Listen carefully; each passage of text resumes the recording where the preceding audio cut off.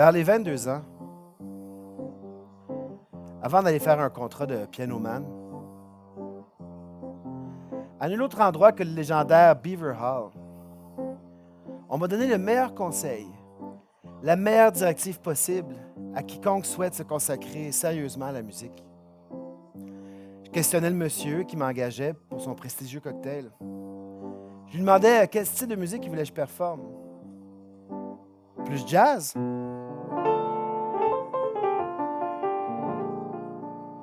Plus pop?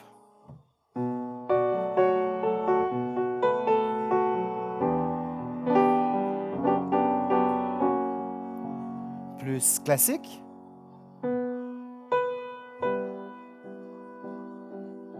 Ça l'a agacé. Il a fait un geste d'impatience avec la main. Il a juste dit, tout ce qui compte, c'est que tu sois vraiment, mais vraiment bien habillé.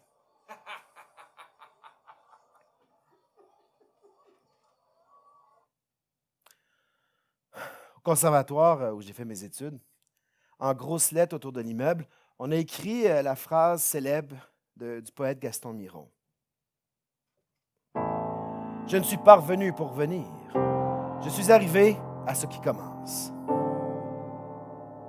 Je ne voudrais pas être plate, mais je pense que ce serait rendre meilleur service à tous les jeunes illuminés qui se rendent là, d'écrire plutôt, en grosses lettres, tout autour de l'immeuble, la phrase du monsieur. Tout ce qui compte, c'est que tu sois vraiment, mais vraiment bien habillé. Je le trouvais bête, le monsieur, à l'époque.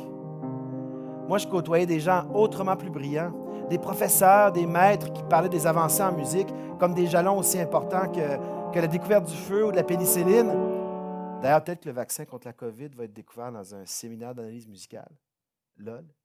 Des érudits qui exprimaient une certaine intimité avec les compositeurs, comme si les tentatives de suicide de Robert Schumann,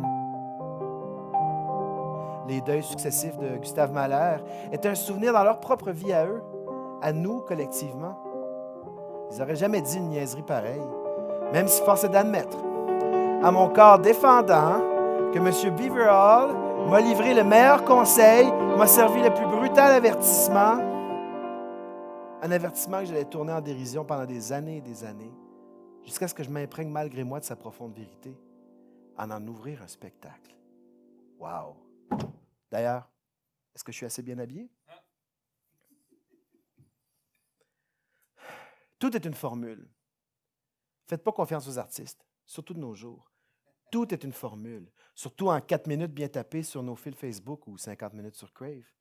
Et c'est normal, ça a toujours été comme ça. C'est pire, c'est moins pire, c'est pire, c'est moins pire. Là, je parie que ça va être pire pour un petit bout. À moins que je me trompe, ce qui arrive assez souvent, comme vous allez voir. Quand j'étais jeune, j'étais, je pense, un enfant un peu particulier. Aujourd'hui, il y aurait un nom pour ça, sans doute. Peu importe. En tout cas, reste que j'avais comme rêve d'inventer quelque chose. On a peut-être tous ce rêve-là, ou pas. Enfin, moi, je ne voulais pas juste fixer ensemble 2 trucs qui existent déjà. Un collage d'images compatibles découpées dans un magazine. Des formules encore. Non. Je vous donne un exemple. Je me promenais beaucoup dans la forêt chez nous. Je viens de la ferme, tu sais, fils d'agriculteur. Enfin bon, maintenant je me retrouve ici, quelque chose s'est passé. Peu importe, ce n'est pas l'histoire que je veux raconter. Reste que, donc, enfant, je me promenais beaucoup dans les rablières. Seul. Il n'y avait pas des tonnes d'enfants sur le rang. Plus vieux, ado, j'allais rêver justement de tomber sur une fille dans les bois. Une autre âme solitaire de mon âge qui prendrait plaisir à explorer les vieux chemins de bûcheron avec moi. C'est jamais arrivé.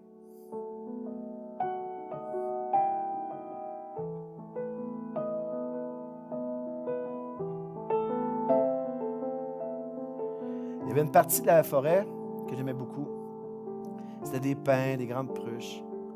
Le genre d'arbre qui laisse un beau tapis d'épines au sol. Un intéressant contraste avec les rablières verdoyantes autour.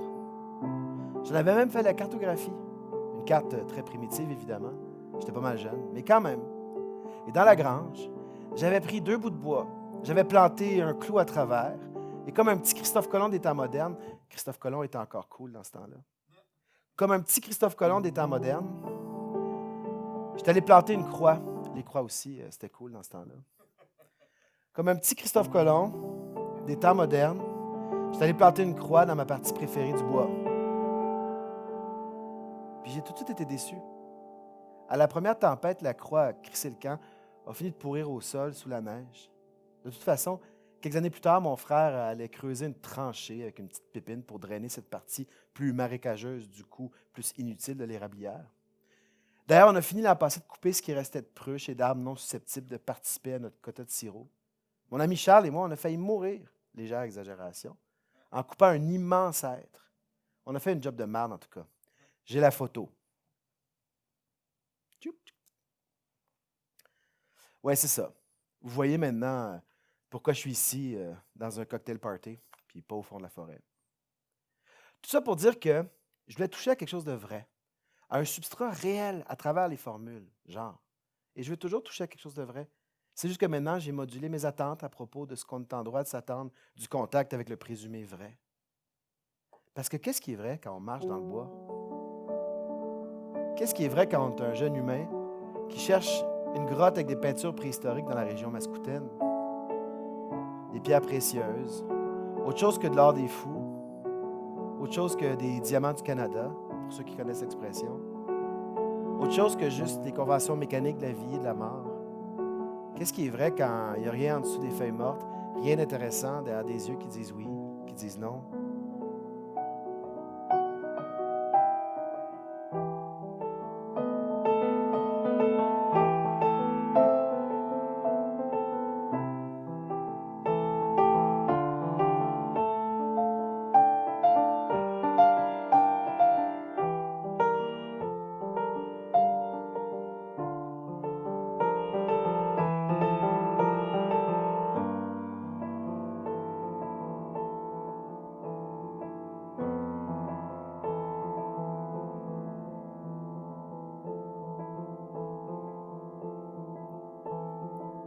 La musique est un art mécanique.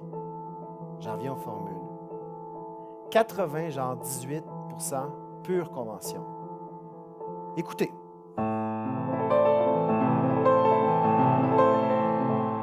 C'est juste quelques notes, mais avouez qu'on s'en va tous à la même place. Ah, puis donnez-moi pas le classique « Non, on répond tous de façon différente à la musique, dans d'infinies nuances d'émotions. C'est ce qui fait sa beauté indicible, blablabla. » C'est pas vrai. Ça nous flatte tous dans le sens du poil. Dans ce cas-ci, plus précisément, les petits poils, les petits filaments nerveux qui baignent dans notre cochlée, juste ici derrière l'oreille. Touchez-y. C'est la partie la plus épaisse du crâne. Il faut croire que c'est important. Vous ne me croyez pas? On va faire un jeu. Nommez-moi une émotion simple, et je vais vous la jouer au piano.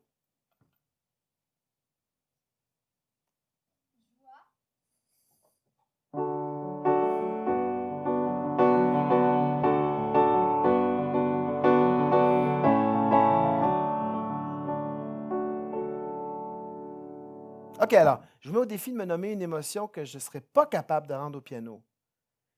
Puis je vais même faire voter. Je vais même faire voter. Si vous êtes d'accord, vous levez la main. Vous faites ça comme ça. Si vous n'êtes pas d'accord, mettez le pouce en bas. D'accord? Donc, une émotion que je ne serais pas capable de jouer. Amertume.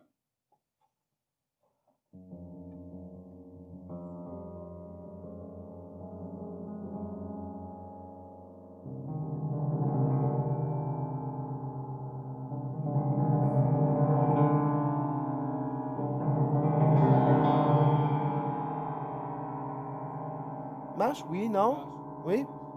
C'est bien. Alors, une autre émotion. Il faut me battre.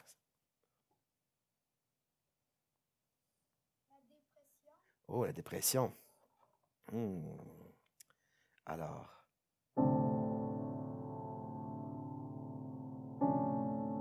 Oui, je choisis des notes graves, qui sont lourdes et pesantes.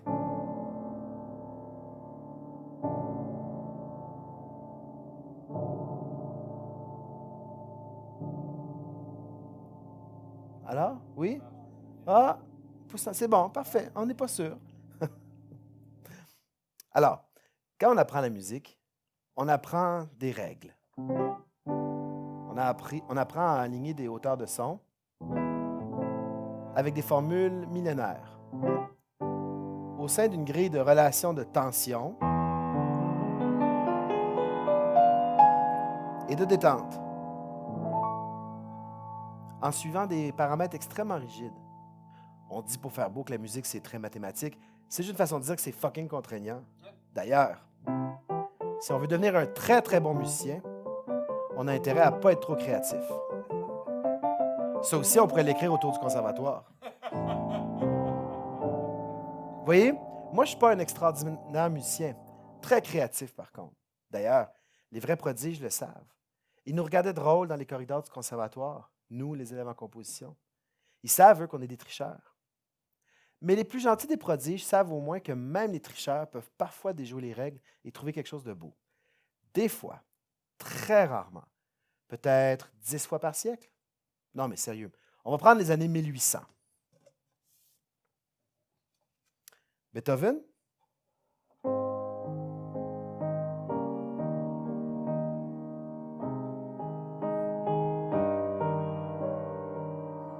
Schubert,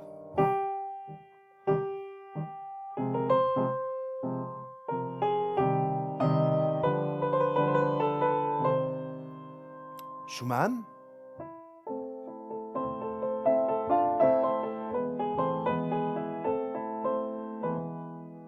Mendelssohn,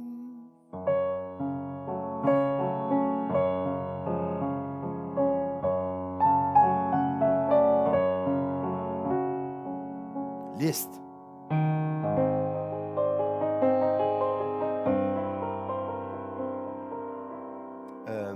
Chopin,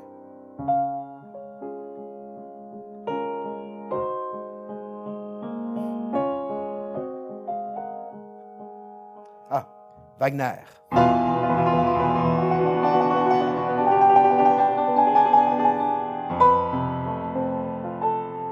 Puis je suis désolé de le mentionner, lui.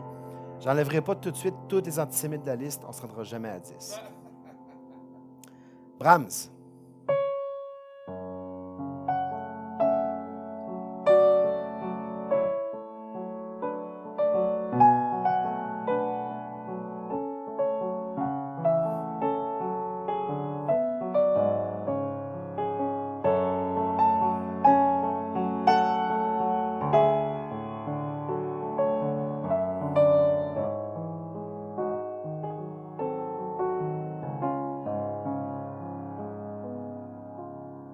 Est-ce que ça paraît que c'est mon préféré?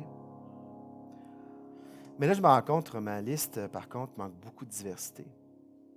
Que des hommes, que des blancs, que des Allemands. Alors, je pourrais rajouter un Français. Fauré.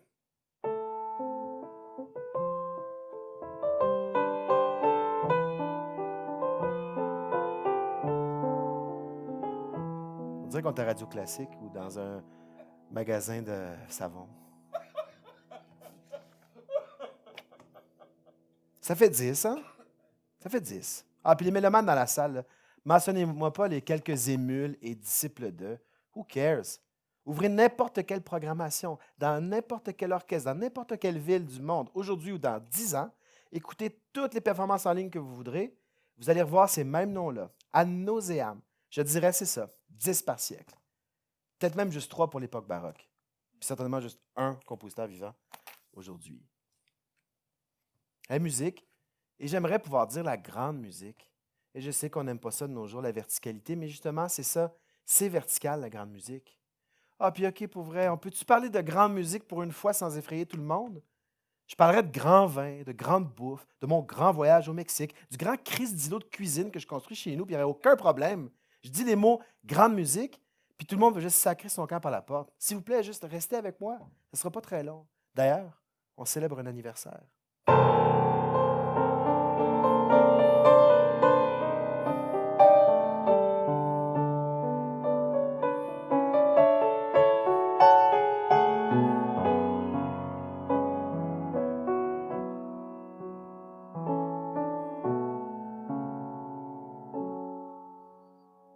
Vous voyez, c'est de ça qu'on célèbre l'anniversaire.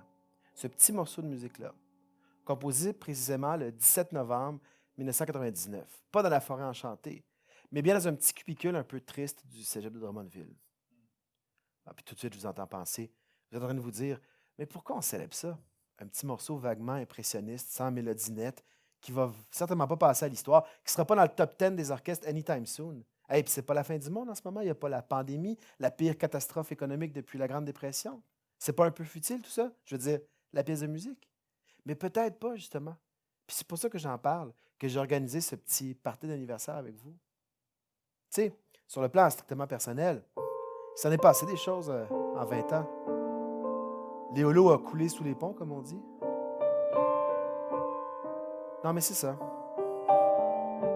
La seule vraie chose que j'ai inventée,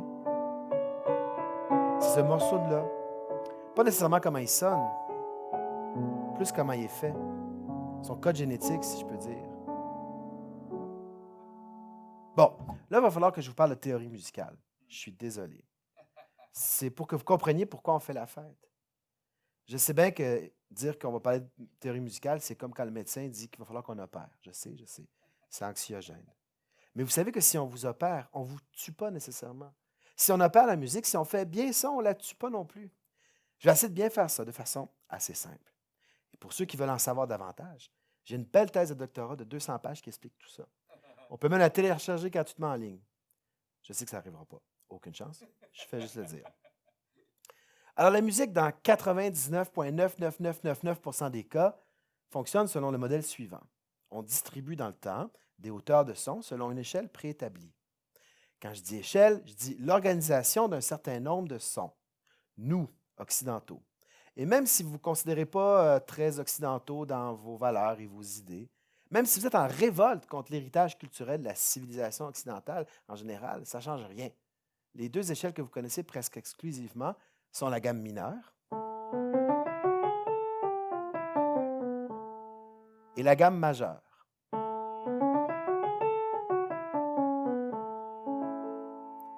Dans chaque gamme, chaque note joue un rôle, comme les personnages d'un jeu d'échecs. Dans ce cas-ci, la mineure, le La joue le rôle du roi. C'est le boss. Tout gravite autour de lui. Le Mi, c'est la reine. Tout aussi puissante, en fait, plus puissante, mais juste un brin moins importante pour le jeu.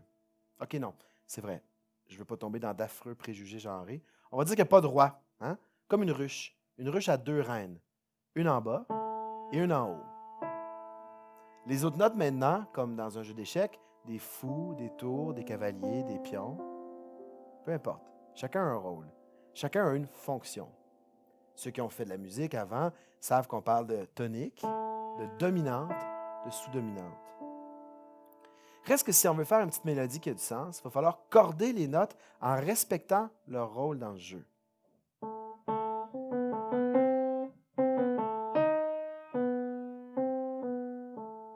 Vous voyez? C'est pas si difficile, en autant qu'on connaisse les règles. Je peux même faire la même mélodie tout en partant sur d'autres notes.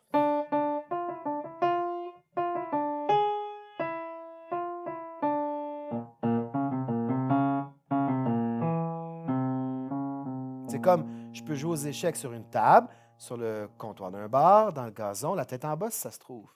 Les musiciens, les compositeurs, ils sont allés comme ça pendant des lustres. À un certain point, ils ont même figuré comment faire passer le jeu à 3 dimensions. Ça va être important pour notre discussion, pour notre partie d'anniversaire.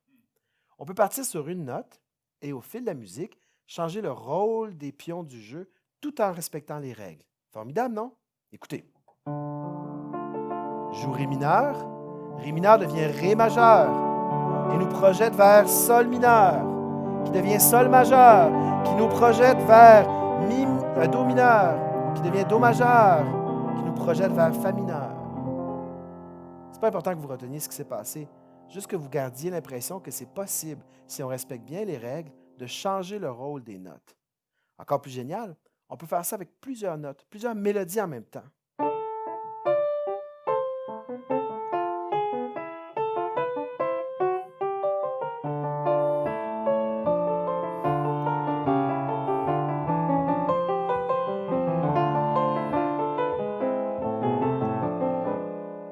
Les compositeurs ont joué à ce jeu-là à outrance, en ont été obsédés, voyant à travers les guirlandes de notes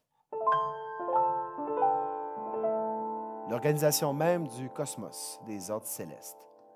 Et bon, comme ça arrive toujours après qu'on a l'impression d'avoir bouclé toutes les boucles, d'avoir répondu à toutes les questions, une génération plus blasée est apparue. Il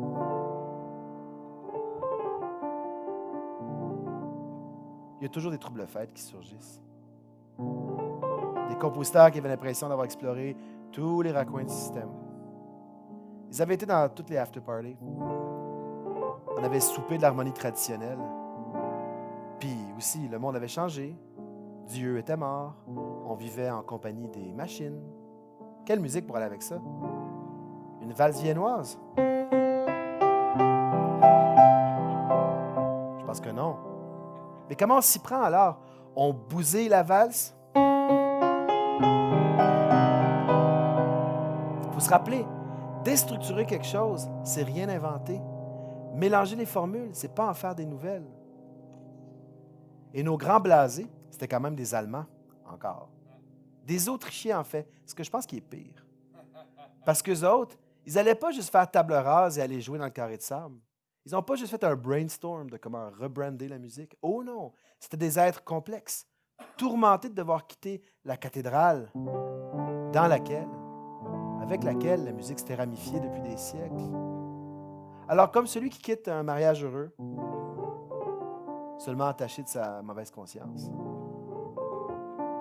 ils ont vite fait de se remettre en couple avec un partenaire encore plus intransigeant, un nouveau système, un nouveau jeu, mais sans le fun.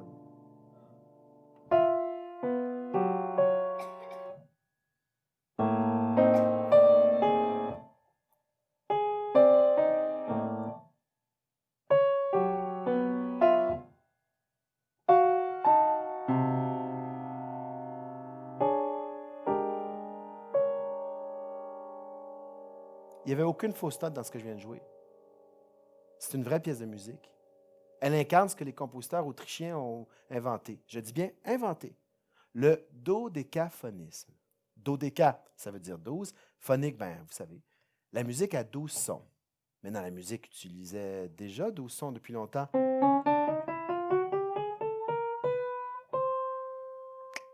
C'est juste que là, il n'y avait plus de roi, plus de reine. Plus de reine, je veux dire, enfin, vous comprenez? Et pour éviter qu'une note se retrouve plus importante qu'une autre, qu'elle réaffirme sa fonction traditionnelle, archaïque, la règle allait être de faire en sorte que ce soit interdit de repasser par une note avant d'avoir joué les 11 autres. Je joue sol et je joue mi. Et ce serait tellement super de revenir sur sol, tellement rassurant. C'est déjà le début d'une petite mélodie. Mais non, il faut jouer toutes les autres avant.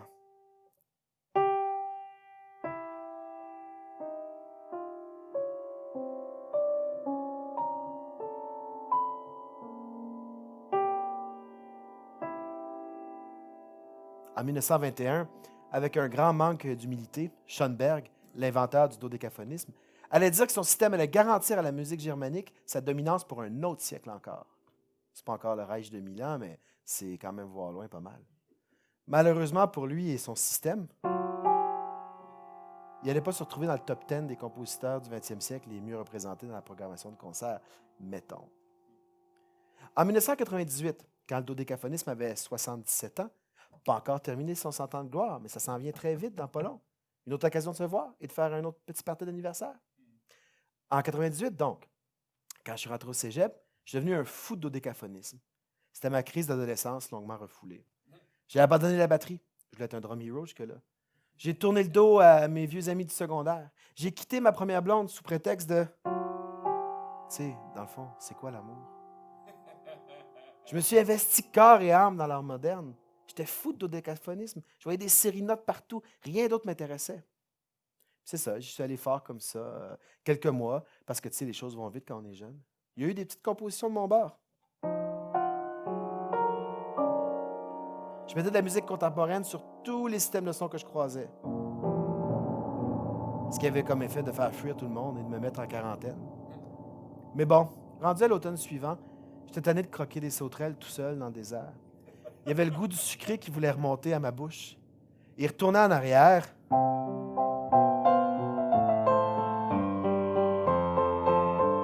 claquer des accords sentimentaux sur un clavier, c'était pas une option. À ce moment-là, j'étais rendu un moine Shaolin, un mystique de la musique. Et j'ai eu une petite idée toute simple, qui était d'abord une façon de pervertir le système dodécaphonique en tirant quelques moments de grâce musicale. Ça m'est apparu que trop focusé sur les notes,